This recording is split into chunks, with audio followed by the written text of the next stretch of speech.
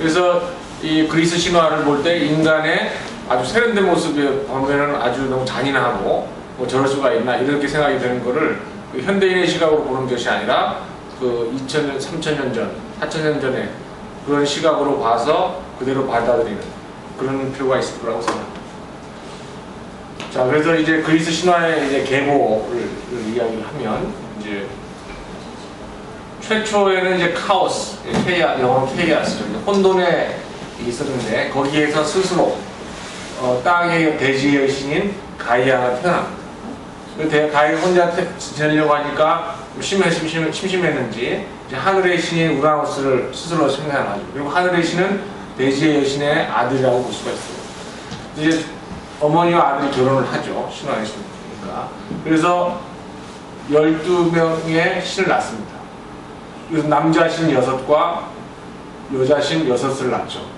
그래서 이 12신을 티탄 12난무라고 해요. 그래서 티탄은 영어로 타이탄이라는 뜻이고, 이걸 거인이라는 뜻이죠. 그 영화 타이타닉이라든지 요새 영화에 나오는 타이탄의 빈곤가 그런 식으로 타이탄이 거인신, 거신이라고 해야 되는 12신이 태어났어요.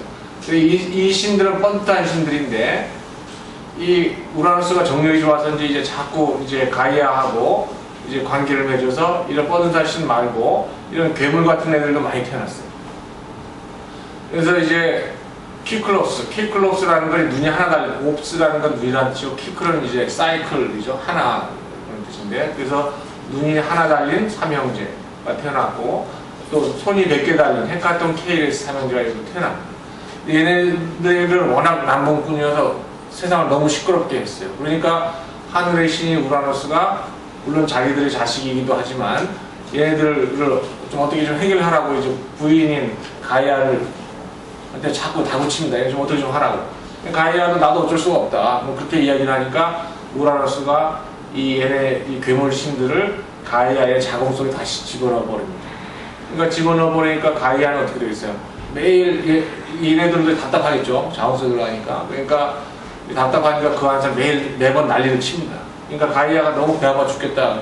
그래서 이 복수를 다짐합니다. 우라노스에게. 그래서 어떻게 복수를 하려고 그러냐. 이 우라노스를 놔두면 또 괴물 같은 자식들이 또 태어날 줄 모르니까 이 우라노스를 거세를 해야겠다. 성기를 잘라야겠다. 성기를 자르는 것과 거세가 좀 다른 거지만 하여튼 거세를 해야겠다. 이제 그래서 생각을 합니다. 그래서 가이아가 스스로 혼자 이제 남편을 거세를 할 수가 없으니까 자기가 낳은 자식들, 그 중에서 아들들을 에게 이제 제안을 했어요. 이 우라노스를 거세를 해서 더 이상 이제 괴물 같은 네 동생들이 태어나지 않도록 좀 하게 해달라. 그렇게 이야기를 했죠. 그러니까 이제 나른 신들은 다 괜찮다고 그러는데 이 시간의 신인 크로노스가 나섰습니다. 어머니 그럼 제가 하겠습니다. 그래서 나서서 이제 우라노스에 거세하는데 일조를 합니다. 그래서 우라노스가 낫을 갖고, 크로노스가 낫을 갖고 우라노스의 성기를 거세하는 그런 장면이 나오는 거죠.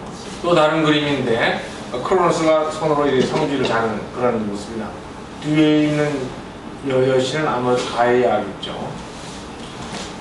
그래서 이제 우라노스를 거세를 하니까 거기서 피가 나오지 않겠어요? 그 핏방울에서 이제 복수의 여신인 에리니에스 세 자매가 나오고 기간테스라는 거인이 나옵니다. 기간테스의 영어의 자이언트라는 말과 같은 말이에요. 그래서 이런 게 태어났고, 또 거기에서 이제 음경에서 이제 또 정액이 나오지 않겠어요? 그게 바다를 떠돌아다닙니다. 그래서 흰 거품을 만들어냈고, 이 거품에서 사랑의 여신인 아프로디테가 나타납니다. 그래서 이 아프로라는 건 거품이라는 뜻입니다. 그래서 사랑은 거품과 같다라는 그런 의미도 같이 돼요. 그래서 이 그림은 아가멤논의 부인 클리타임네스트라, 아가멤논의 아들 오레스테스. 그래서 오레스테스가 어머니 클리타임네스트라를 죽입니다. 그건 이제 나중에 이야기 나오지만 이 클리타임네스트라가 남편인 아가멤논을 죽이기 때문에 북의 사회에서 아들인 오레스테스가 아버지의 복수를 한다고 해서 어머니를 죽이는 그런 장면이 나오거든요. 그렇게 하니까 이거는 이제 천륜을 저버린 거다, 오레스테스가. 그래서 이 에리니에스 세 자매, 즉 복수의 여신인 에리니에스 세 자매가 천륜을 망각한 오레스테스에게 복수를 하는 그런 장면을 그린 그림입니다. 그 다음에 그 핏방울에서 이제 기간테스, 많은 이제 거인 신들이 또 나왔고요. 그 다음에 이제 정액에서 이제 아프로디테가 나왔다고 그랬잖아요. 키프로스 섬은 이 터키의 남부, 그 다음에 레바논 지역의 이제 서부에 있는 바다에 떠 있는 섬입니다. 키프로스, 영어로 사이프러스라고 하는 그런 거죠. 그래서 이 키프로스 섬에까지 이 정액이 흘러갔습니다. 그래서 보티첼리라는 사람이 그린 그림인데, 이 여신이 태어나는데 이 여신의 이름은 아프로디테라고. 서풍의 신이 이제 바람을 불어서 이제 나오죠. 그래서 우라노스를 거세를 하면서 이제 크로노스가 이제 집권을 하게 됩니다. 근데 크로노스는 이제 결국 아버지를 쫓아내서 자기가 왕이 된, 신들의 왕이 된 거 아니겠습니까? 그래서 이 크로노스도 저주를 받습니다. 어떤 저주를 받느냐면 아버지를 쫓아냈기 때문에 너도 네 아들 때문에 쫓겨날 것이다 라는 저주를 받습니다. 그래서 이제 크로노스는 가이아와 우라노스의 아들이죠. 근데 이 남매가 되는 레아하고 결혼을 합니다. 그래서 이 레아하고 결혼을 해서 하죠. 근데 이제 크로노스를 상징하는 건, 자, 오른손에 들고 있는 거는 모래시계입니다. 시계. 왼손에 들고 있는 건 낫이죠. 뭐냐면 시간은 모든 걸 다 없앨 수 있다. 시간 되돌릴 수가 없잖아요. 그거를 상징을 하는 겁니다. 그러니까 크로놀로직 에이지라는 걸 이제 우리가 얘기하잖아요. 시간은 본 에이지, 크로놀로직 에이지 그런 식으로. 크로노라는 말인데, 크로노스는 요일 중에 세터데이가 토요일이잖아요. 세턴, 로마식으로는 세턴이라고 표현해요. 크로노스를. 그래서 토요일이 일주일의 마지막이잖아요. 그러니까 그런 걸 의미합니다. 그래서 시간은 모든 걸 다 없앨 수 있다는 그런 의미에서 시간과 낫을 이 크로노스의 상징물로 얘기를 합니다. 이제 거세를 했잖아요. 그래서 이제 크로노스가 아버지를 내쫓았기 때문에 자기도 자식 때문에 내쫓길 거다라는 그런 저주를 받습니다. 그래서 크로노스와 레아가 결혼을 해서 애를 낳는데 하나씩 태어날 때마다 전부 잡아먹어버려요. 그래서 이건 프란시스코 데고야라는 사람이 그린 건데, 이 그림에서 이렇게 살점을 잘라먹는 걸로 되어 있잖아요. 근데 신화에서는 이렇게 잘라먹는 게 아니고 그냥 통째로 삼키는 걸로. 아이들을 삼키죠. 근데 이제 6번째 아이가 태어나는데 이 6번째 아이마저 또 뺏기고 싶지 않은 겁니다. 그래서 이 레아가 크로노스에게 자기 낫을 표현하고 있죠. 그래서 크로노스에게 이 마지막으로 태어난 6번째 아이 대신에 돌을 대신 줍니다. 그래서 이 아이가 새로 태어났다라고 하면서 하니까 크로노스가 삼키게 되죠. 그리고 이때 빼돌린 아이가 바로 신들의 제왕이 되는 제우스가 됩니다. 그래서 제우스를 어디서 키웠냐면 이 에게의 남쪽에 있는 크레타 섬에서 키우는 겁니다. 깊은 동굴 속에서 키우게 되죠. 신들의 제왕인 크로노스가 그 사실을 알면 죽이지 않겠어요. 그래서 깊은 동굴 속에서 염소젖을 먹이면서 키웁니다. 또 이제 성장을 다 했어요. 이제 아버지하고 대적할 때가 됐어요. 그래서 제우스도 이제 신들의 제왕이 되고 싶은 거죠. 그래서 결혼을 했는데 이제 메티스라는 여신과 결혼을 합니다.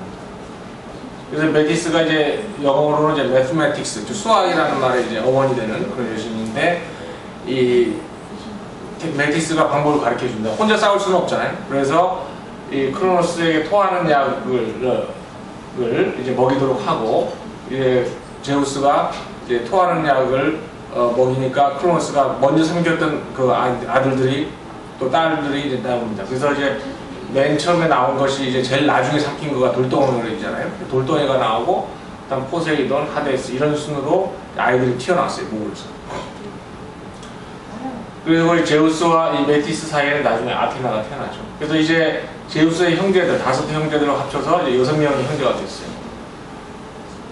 그래서 그 자기 대신 삼켜진 돌 있지 않습니까? 그 돌은 나중에 그 옹팔로스라고 그러는데, 이 세상의 중심인 이 옹팔로스인데 세상의 중심인 이 델포이에 그 돌을 보관을 합니다.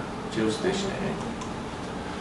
그래서 이제 이 6형제만으로 이제 크로노스에게 대적할 수가 없으니까 이 우라노스가 가이아의 그 자웅성에 넣었던 괴물신들, 그러니까 퀴클롭스 3형제와 헤카톤 케이리스 3형제를 불러냅니다.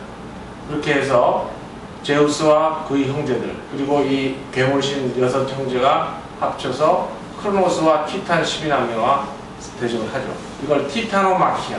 티탄이라는 말은 타이탄이라는 말이고 그리고 이제 거인이라는 뜻이고 마키아는 전쟁이라는 뜻이죠. 마키아벨리라는 유명한 사람이지 않습니까? 그래서 거인들의 전쟁이다, 거신들의 전쟁이다.